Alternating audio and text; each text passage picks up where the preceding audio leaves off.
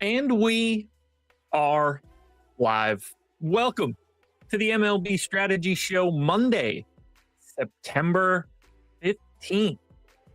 2 weeks left of the MLB regular season. I believe the final day of the regular season is September 28th, which means we've got this week and next week.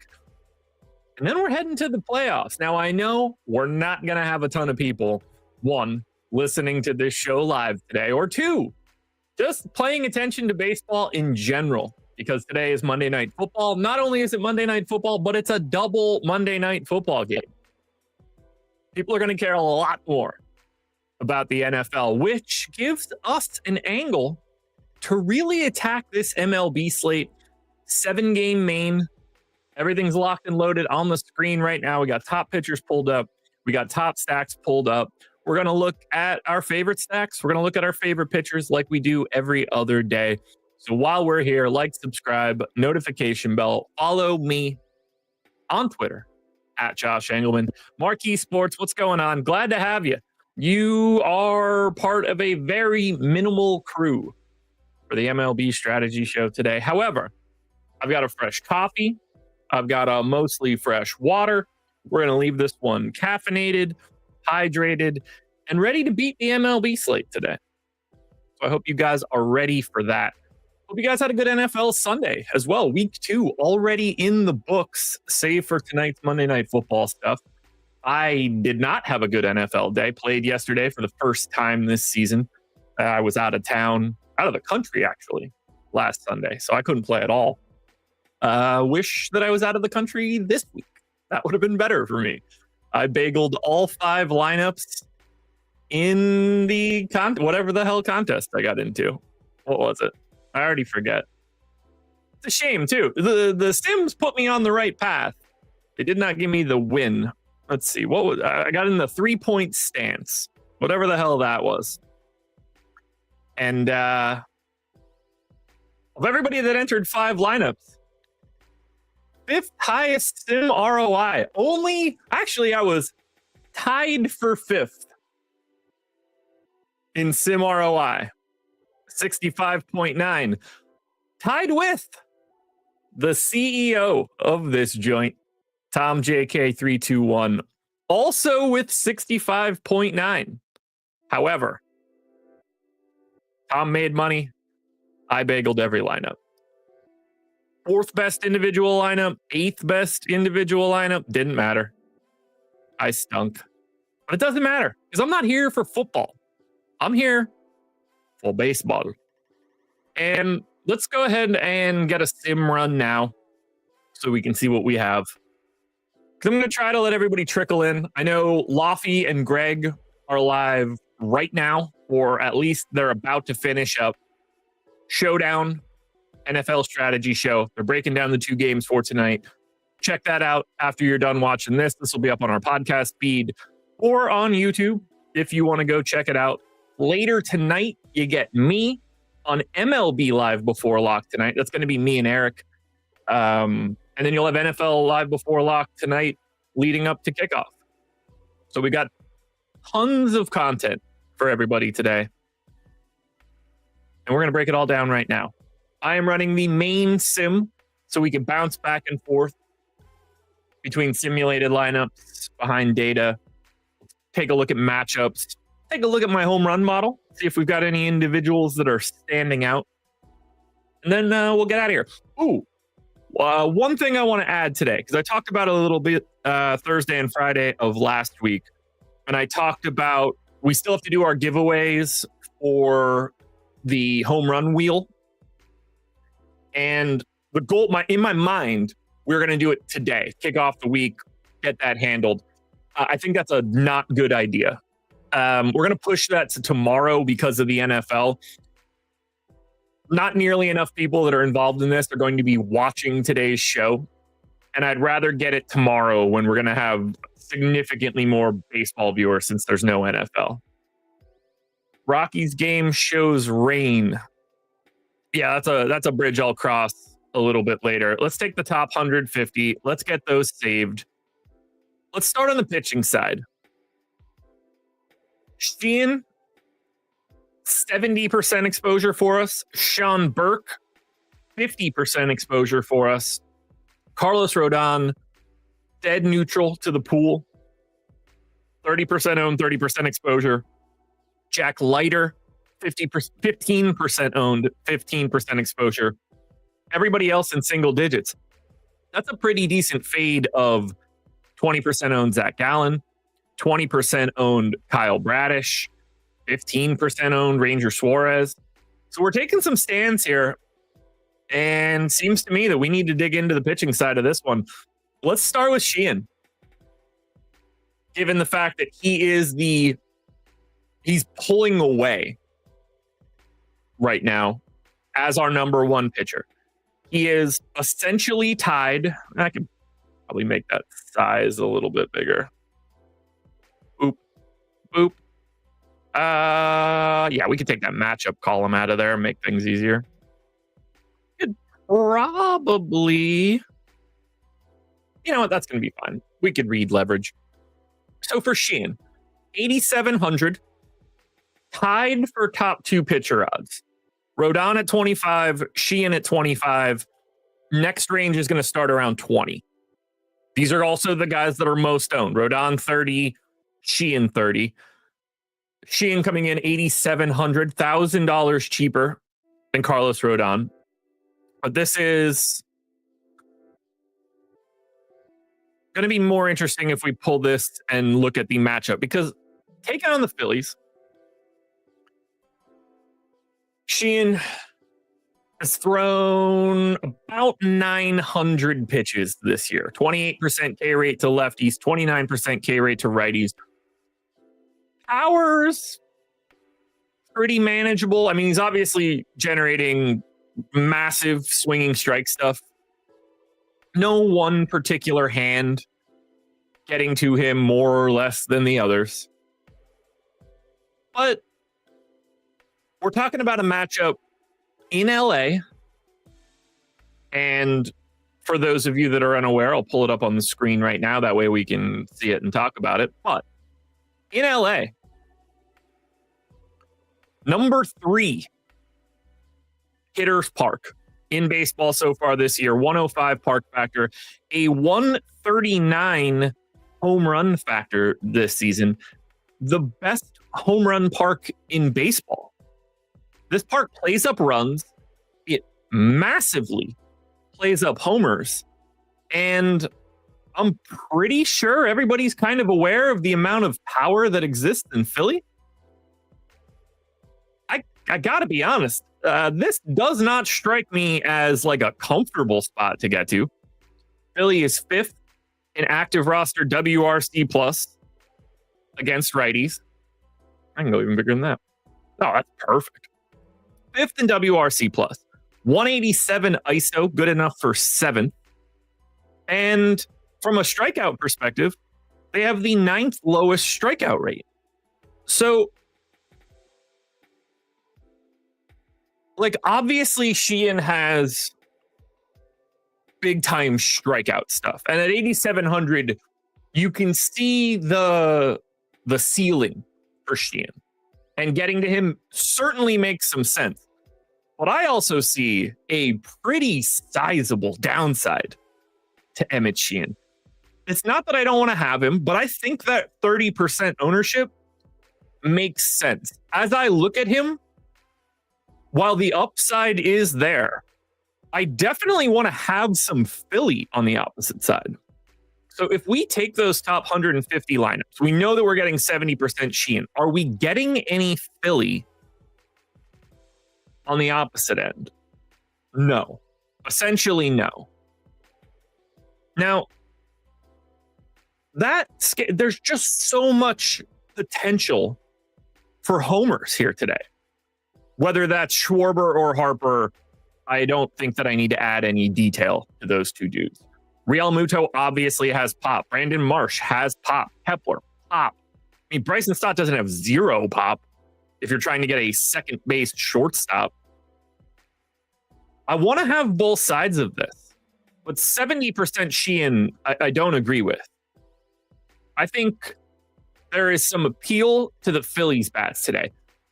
More importantly for the Phillies bats, they are the second worst value stack for today. No one's going to get to Philly in any major way. Like they're 6% owned, but think about what the middle of the pack is: 8, 7, 7, 7, 7, 7, 6, 6, 5, 5. Like, they're getting a little bit of ownership. We're talking slightly below average. I mean, 7% is the mark. I think Philly's going to get slept on a little bit just because of their price. It isn't a good matchup for Philly. But this is not the park that I want to just try to be courageous in. Let me log in. I want to look at Sheehan's pitching props for today.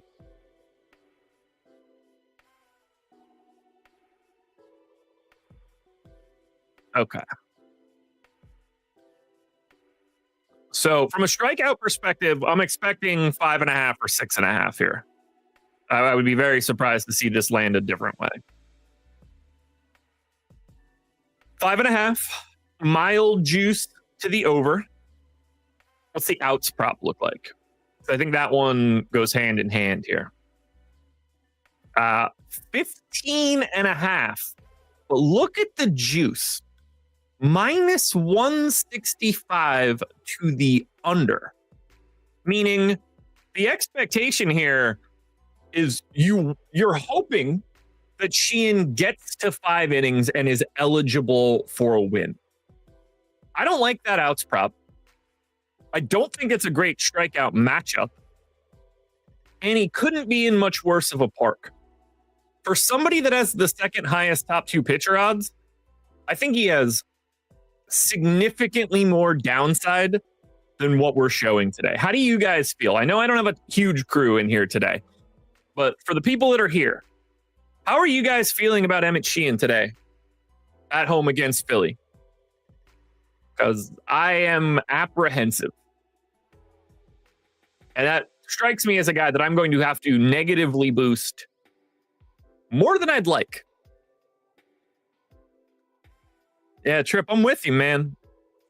Like, he's not a guy I want to get away from just because of how big his strikeout stuff is.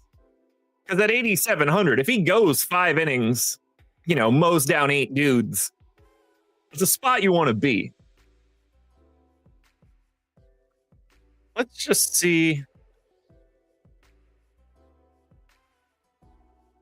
What's his alt strikeout prop today? Baseball, Sheehan, pitchers, alt. Yeah, 8 plus is plus 350. 25% chance of paying 8. I like that. But I don't want to get away from Bryce Harper or Schwarber or maybe some of the other lefties with any pop. So if that's how we feel, or if that's how I feel, if that's how I feel about Sheehan, what about Carlos Rodon? Because now we got the other pitcher that's 25% top 2, same sort of ownership. It's just $1,000 more expensive. Now, if we take a look, this one's in Minnesota. So like right away, we're going from talking about Dodger Stadium to now talking about Target Field. 86 home run park factor. Think about that. 139 in Dodger Stadium, which for all intents and purposes means they hit home runs 39% more than average. It's not the technical answer, but that's besides the point. Twins are at 86, 14% below. Now, run-wise, it's neutral. 101 park factor overall, 102 park factor for runs. This is a park that limits power. So as we look at the Minnesota Twins right now, if you're a lefty facing Carlos Rodon today, good luck. 268 x WOBA, 134 x ISO, a little over 14% swinging strike rate. If you're a lefty, you just mostly don't have a prayer. But let's be clear, it hasn't gone wrong for righties. 25% K rate, 2,300 pitches, 146 x ISO, sub 300 x WOBA, still 13% swinging strike rate. You're going to see mostly righties. Not a great day for Kobe Clemens or Matt Wallner. The guy you're mostly worried about here is either Buxton or, Lewis to a degree. But matchup-wise, this one looks infinitely better than what we just talked about. And then we could also talk about what this active roster looks like against lefties for Minnesota. So Minnesota against lefties, middle of the pack in strikeout rate, 16th, dead neutral. 91 WRC plus. That is 20th in baseball against lefties this year. ISO, 16th. So at best, middle of the pack. At best. In a park that doesn't help them, against a pitcher that is pretty damn good. Now, not only do we have what we looked at before, 17 and a half outs is the prop for Rodon. That's 2 more outs and then some compared to Sheehan. Strikeout prop for Carlos Rodon. 6.5, juice to the under. He's about a half strikeout ahead of him. I personally, as I look at these two guys, I want to get much more Rodon and much less Emmett Sheehan. So let's just make that adjustment in the Sims tool. Let's go ahead and boost Carlos Rodon. Give him an extra 10. And I think it's going to take a hefty amount to bring down Sheehan. So I'm going to negative 20 Sheehan. And now if we take that top 150, Sheehan's down to 19. I actually didn't need as much of both of these things. We're going to make Rodon 5. We're going to make Sheehan 15. That should get us Sheehan right around the field, which I think is the landing spot for him. Perfect. 31%. We got Rodon up to 50. That's the split I'd like more. I want to go heavier on Carlos Rodon than I do on Emmett Sheehan. I don't think those guys should be in the same conversation. But that leaves us Sean Burke. Because now Sean Burke is the value arm du jour for us. 17% top 2, good enough for 5th. He is the number 1 value pitcher on the slate at 25%. And he's right with that next tier, 20% owned, 19, 20. You got a couple 15s. So let's look at the $6,500 Sean Burke. Taking on Baltimore. Burke has interesting data to look at. 23% K rate to lefties, 19% K rate to righties. Against lefties, it's been okay. 188 x ISO, 11% swinging strike rate, 340 x WOBA. He's been like a little worse than average, but the strikeout stuff is okay. Another 1,000 pitches against righties. This is where he's getting blasted. 260 x ISO. His slider has given up a 307 x ISO. He's given up a 370 x WOBA. None of that looks great, but we got to remember, he's 6,500. So we can you're never going to get a 6,500 guy where you're like, oh, he's also great. It's very rare. So let's look at Burke's props.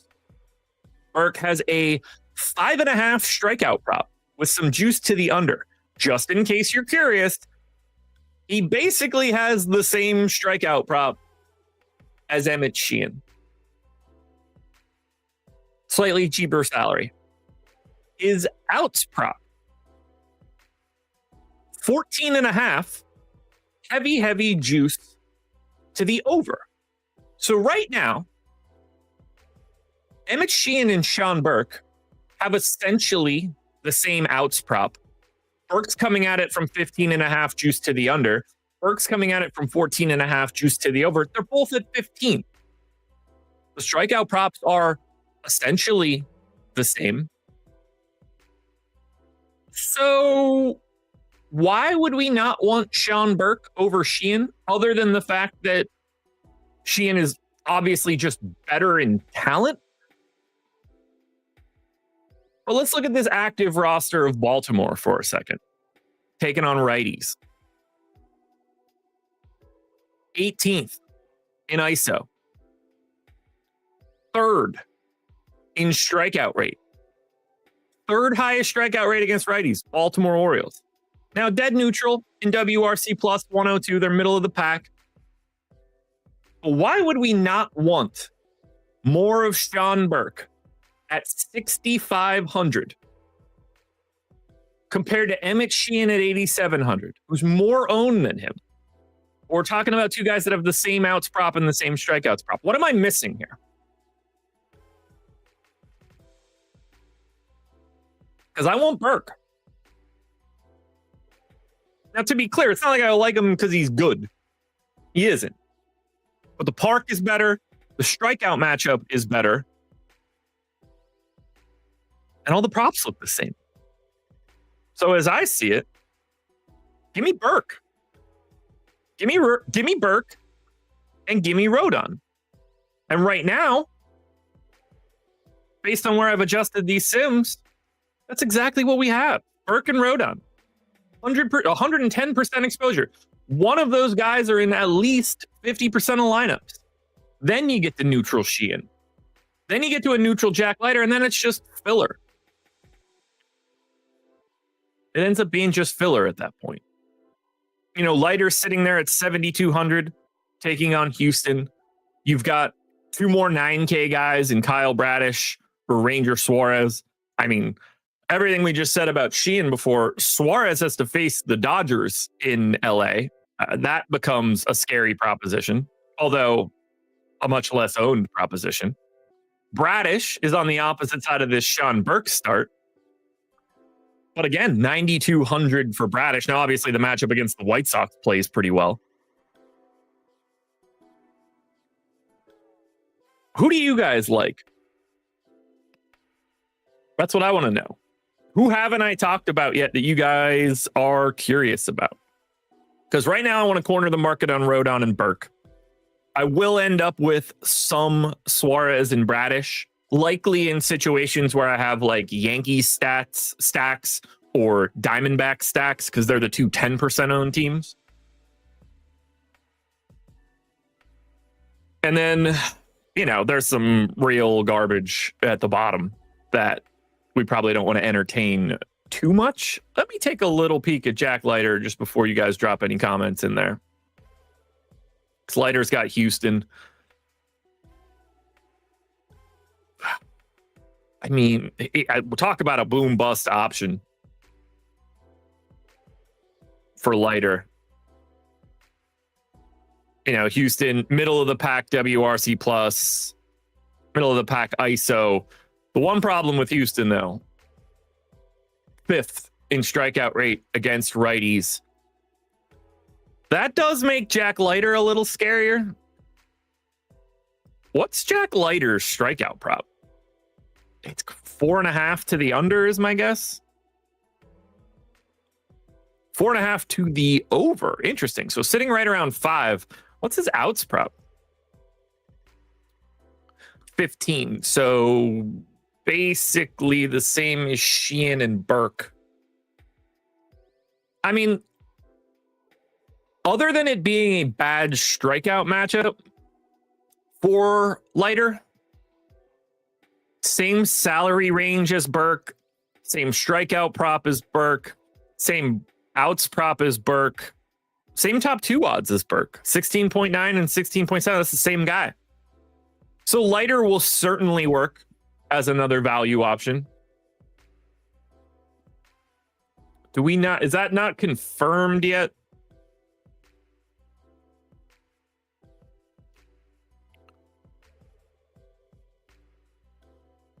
Do we not have Yesavage in? I don't think we do. No, we don't. Let me learn a little bit about this gent. Trey Yesavage. 61st overall prospect on Fangraphs, number 2 in Toronto. Kind of just an average-ish pitcher everywhere with no command. Certainly mowing people down in the minors, however. 22 starts, 98 innings, 14.7 Ks per 9. That is not how he scouts. But, oh, shout out ECU. Straight out of Greenville.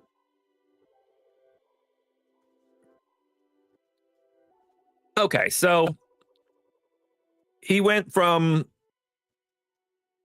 single A, high A, double A, and triple A this year, and he struck out like 38% of all these guys.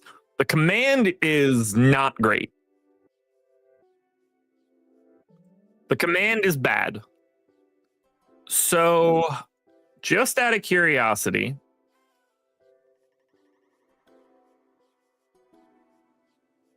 how is Tampa from a strikeout perspective? I don't think they're good. All right, active roster versus righties.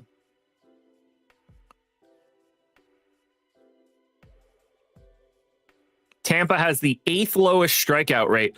Okay, one interesting thing that can save him.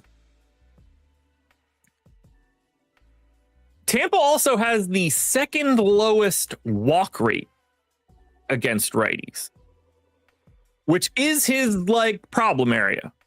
The command is not there. They don't strike, so they get the bat on the ball a lot. The patience here will be interesting. There's enough power there that it's not great. They're 10th. Let's look at the game log for AAA.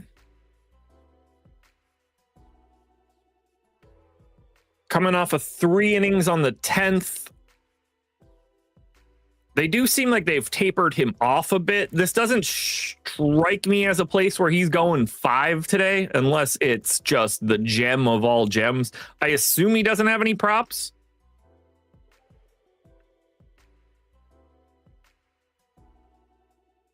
Okay, 4.5 to the over on the strikeouts is interesting.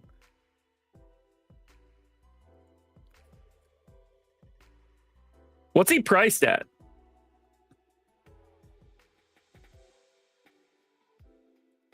Actually, is it on Add More Funds?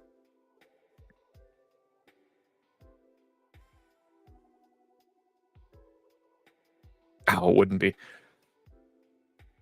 Look, he looks fine. I think it's a scary matchup, but the lack of walks, I think, plays a bit of a role and should be helpful.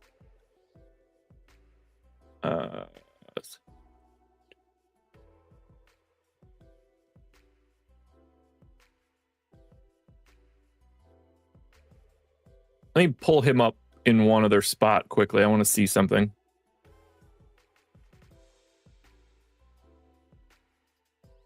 All right, 7,500. He's mostly uninteresting to me then. At 7,500, he's right there in that Sean Burke, Jack Leiter area. I have a little bit less confidence that he's going as deep as those guys. Like if he had an outs prop, I don't think it'd be 15.5. Nothing wrong with him. There appears to be something in this stuff. Probably not a guy that I'd be worried about all that much because I just can't imagine he's going super deep in this game. As I see it right now, it's Rodon, it's Burke, it's Leiter as the 3 guys that I expect to have the most of. So, guys, we need you to hit the like button. I know I don't have a ton of you here today. YouTube in particular has 66. MLB season is tapering off, folks. But we do need to talk about hitting now as we get into it. And this is going to be a bit of a different look because you've got the Yankees sitting at 14% owned, 14% top stack. They've got Woods Richardson, we'll get to it. Arizona tied for second in top stack, second highest owned team. And then you do have Toronto as well at 9.5% top stack. And then basically everybody's the same. Like, look at these top stack odds: 8, 7, 7, 7, 7, 6, 6, 6, 6. Like, it's all of these teams from San Francisco to St. Louis. They're all the same. They're just different values. Now, I don't think it's going to take much of an explanation to tell you guys that the Yankees look good today. Woods Richardson, 700 pitches thrown to lefties, sub-average strikeout rate, sub 9% swinging strike rate. Now, the power hasn't been much of an issue until you get to the righties, at which point you see a 241x ISO across 900 pitches, a 347x WOBA. Judge, Stanton, obviously set up to just nuke this dude. While he hasn't given up tons of power to lefties, I don't think Austin Wells or Chisholm or Bellinger or Rice or Grisham are going to struggle here. I can't imagine any of you guys are surprised to see the New York Yankees be the number one stack today. Similarly, I have my home run model locked and loaded for today as well. And the top 2 home run expectations for today are Aaron Judge and Giancarlo Stanton.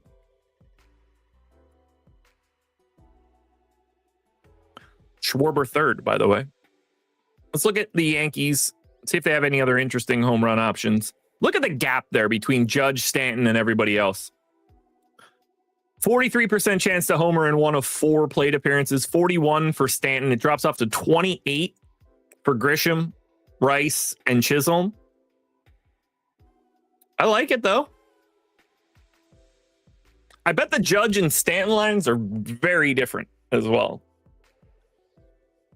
But I mean, Judge is just set up to mash here. 23% barrel rate weighted over his last 1,000 plate appearances.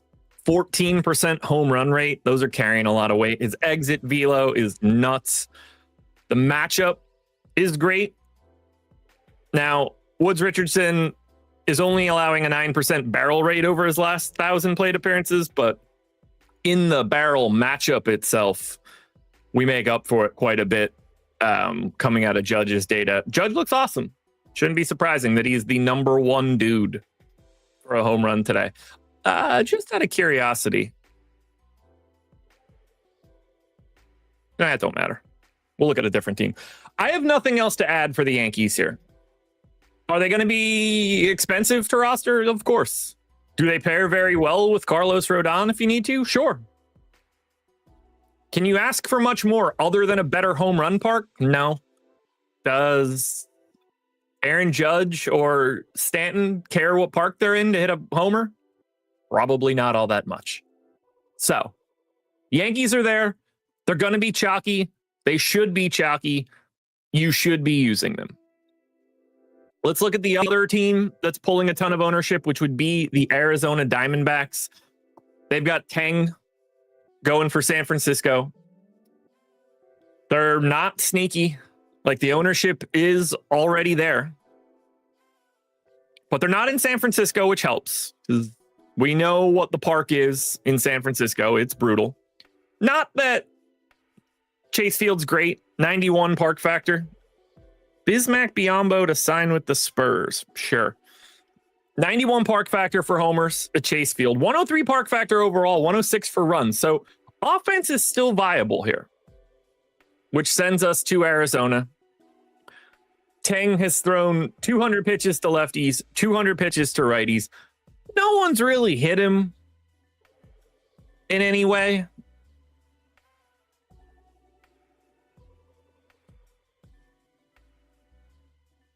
.26% K rate this year in 22 innings. You know, if we look at the minors data for him this year, 57 innings pitched. I mean, he's not going deep in this game, right? You know, they're probably hoping for, I mean, the goal is 5. You're expecting 4, I guess. Even on the season with all of the, like, you know, he was basically at a bit of a not start section. Oh, I'm back on Trey Yesavage for reasons that don't make a ton of sense to me. I don't know how I back out of that one. But if we look at the minors data for this year, because he's got a decent sample, 57 innings, big K rate as well in the minors. XFIP looks good. But look at everything else he's ever done. All of 24. 6% XFIP, 6 XFIP, 6 XFIP in the majors last year. 4.5 so far this year. Like, he's never been any good.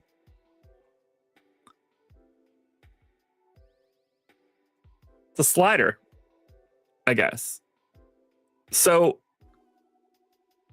I don't see anything that would slow me down from wanting to go to Arizona. Marte, Carroll, easy. Moreno, Alec Thomas, fine. I mean, Tawa, if you need a first baseman at a relatively cheap salary, he's coming in at 3,200, has the MPE.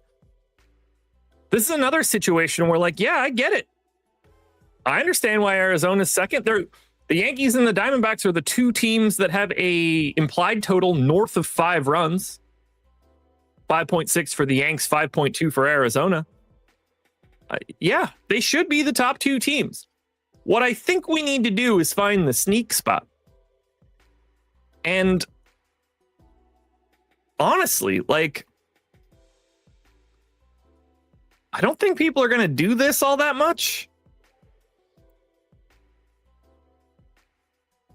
Like, the Dodgers are going to be sitting there, and that seems like not the path. Ranger Suarez is good. He doesn't get hit by anybody. He strikes people out.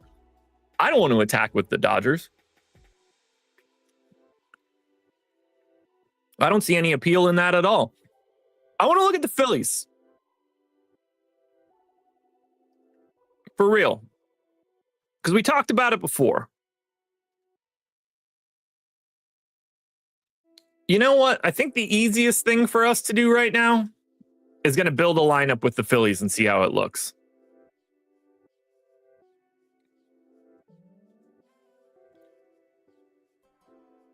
So,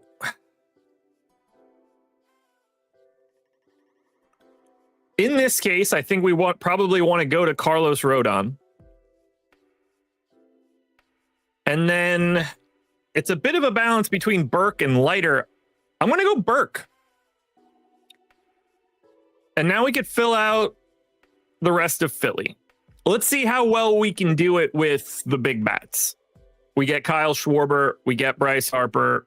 We get Real Muto so we can get a catcher.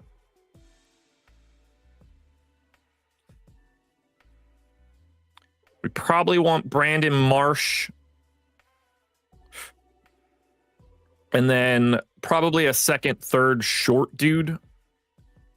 I guess that ends up being Stott almost by default. Let's pop him in at second. Third base, shortstop, outfielder. 3,100 left. Not ideal. Ends up giving us Ryan McMahon, Jose Caballero, Alec Thomas. Don't mind the Thomas play. McMahon, Caballero, not exactly the dudes you want from the Yankees, but let's see what this looks like.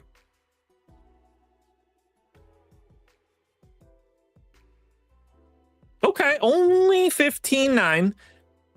Might be a situation where we can't actually bring Rodon along for the ride. And then I guess I accidentally just took out Schwarber. What if I don't take... Does it put Rodon in? It goes double pay down. Okay. Now we've got a very different looking lineup. Pay down Sean Burke. Pay down Jack Leiter. Caballero stays at third. But we turn short into Ellie De La Cruz. We turn our extra outfield spot into Jock Peterson. Is this a better construction? Double pay downs to get to Philly. It is. 36% sim ROI, 0.3% chance to win, 27% cash rate. That's a path I kind of like here for Philly.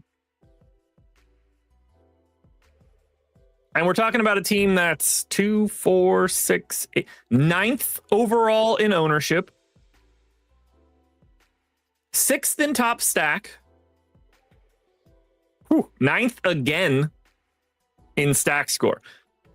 I think Philly's the sneak stack today against Sheehan. I really do.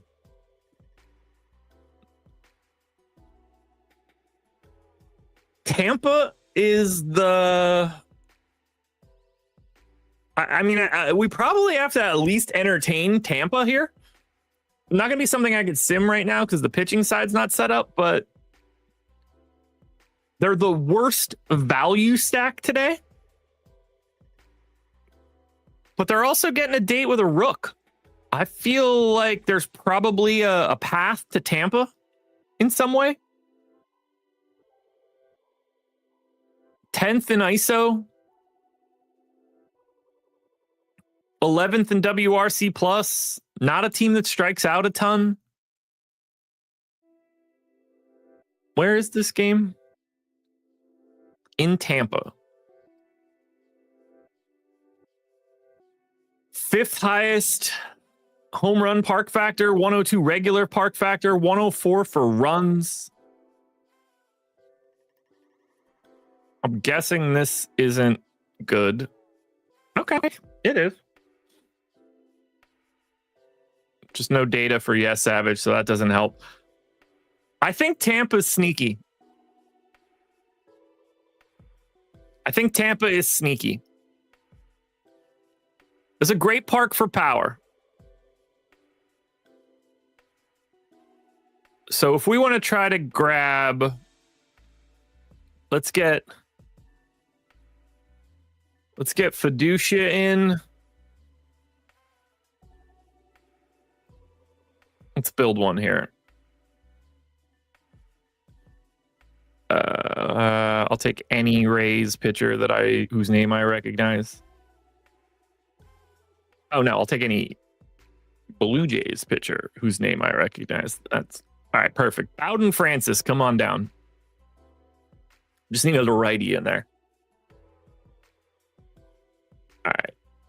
Chandler Simpson just has no power whatsoever. All right, let's get Brandon Lau in.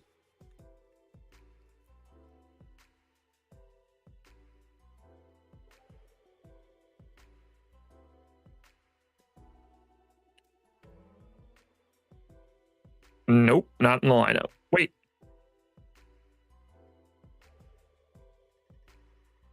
Okay, there he is. Don't know why that was sorted the way that it was. That's 2. Let's get Josh Lowe in there as well. That's 3. God, there is just no power on this team. I mean, I guess we got to take Yandy. And then it's probably got to be Tristan Gray, which probably not the most optimal scenario here. Let's get Tristan Gray in at short. Optimal lineup here ends up being Sheehan and Burke. A little scary to me, but it does give us Caballero once again. It gives us Judge, and it gives us Marte from Cincy. Let's see what this looks like. Feels like a bit too much ownership. Yeah, I didn't like that from the jump. Take out Judge, take out Marte, take out Caballero.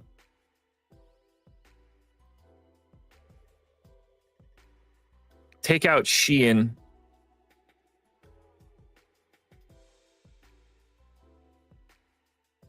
And then I'm going to go Jack Leiter again. Gives us McMahon, Judge, Corbin, Carroll. Cuts the ownership quite a bit. Probably not enough to make up for the projection loss. Yeah, not ideal. Tampa feels pretty tough to get to. Let's run a contest before we finish this off. We're going to get out of here in a second. I want to see what the best Tampa lineup looks like. So let's generate a new contest.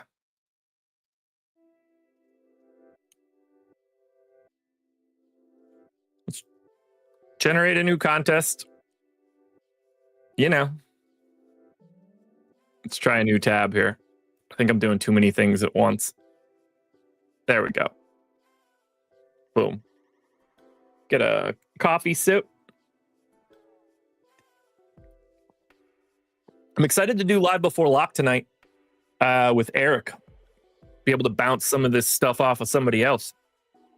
Been doing shows with people have been so foreign as of late. Now, not so much. I want to see how high of a lineup can we actually get with the Rays in it. Because I think the Rays are my sneak team today. Given the park, given the matchup. But we'll see. Appreciate you guys being here today. And for the rest of the week and next week. We only have 9 more MLB strategy shows for this regular season. I have no idea what the playoff schedule is going to look like. I assume we'll do a strategy show for any of those days that have like 3 or 4 games on it, but I don't know how long that takes. Obviously, we've got like the wild card type games. I think we'll probably be pretty thin for that on the baseball side. Other than, data will always be here until we stop having real slates. So we do not support showdown in baseball.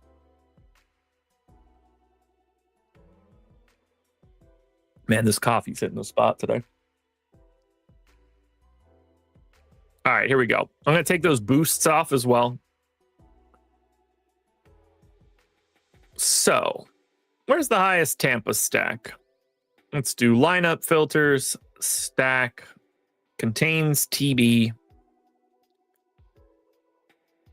All right, the highest ranked 5-man Tampa stack is right here. Rodon and Burke, Fiducia, Diaz, Brandon Lau, Matt Chapman, Willie Adames, Chandler Simpson, Josh Lowe, Drew Gilbert. There's not a ton of Tampa here, and most of it's coming in as like secondary stacks. I should be able to... Yeah, it's fine. Contains TB and does not contain comma TB. Perfect. Now that's all the main Tampa Bay stacks. We also have a 4-3-1 here. Sheehan, Burke, Herrera, Diaz, Brandon Lau, Gorman, Pena, Chandler Simpson, Josh Lowe, Nootbaar. That's 4-3 Tampa, 4-3 or 4-3 Tampa, 4 Tampa, 3 St. Louis. Whew, got it out. Tampa, San Fran, Tampa, Houston, Tampa, Yankees, Tampa, Reds, Tampa, Philly, Tampa, Baltimore, Tampa, Solo. I mean, the top 1, 2, 3, 4, 5, 6, 7. The top 8 Tampa lineups are all unique. Tampa 5-man with one-offs, and then combined with 7 different teams: Baltimore, Philly, Cincy, Yankees, Houston, San Fran, and the Cardinals. So it seems like if you build a Tampa stack, you just kind of take whatever you can get. If we take the top 20 Tampa stacks, we can see pretty quickly Burke and Sheehan are the breakaway ownerships at pitcher when you're going to Tampa. Rodon and Jack Leiter knocking on the door.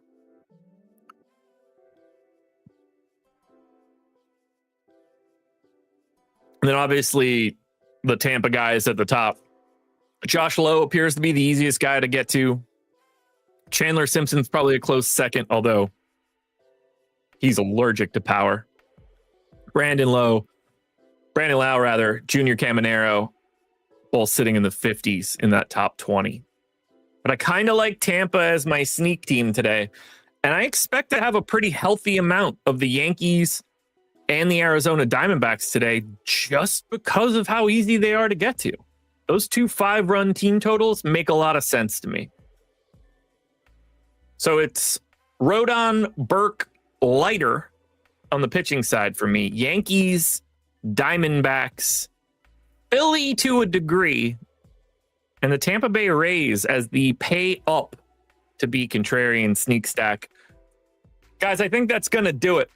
I'm kind of out of stuff to say about this slate, and I've got another hour later today to break it down.